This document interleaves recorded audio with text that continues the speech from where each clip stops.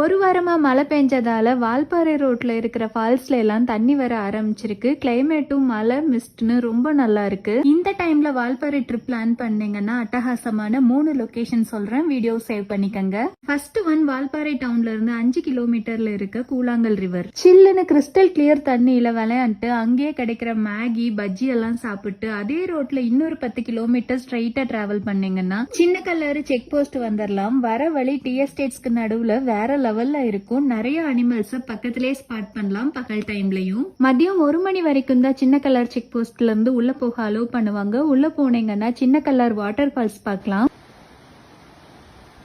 சின்ன கல்லாறு ஃபால்ஸ் பக்கத்திலே நீராறு டேம் இருக்கு. ரொம்ப சீனிக்கா இருக்கும், மறக்காம விசிட் பண்ணி பாருங்க. இதெல்லாம் முடிச்சுட்டு ஈவினிங் ஆயிடுச்சுன்னா நீராறு டேம்ல இருந்து வால்பாறை வர வழியில நீங்க வேற எங்கேயுமே பார்க்க முடியாத அளவுக்கு அழகான ஒரு சன்செட்டை பார்க்கலாம். சோ இந்த சீசன்ல வால்பாறை ட்ரிப்பை கண்டிப்பா மிஸ் பண்ணிடாதீங்க.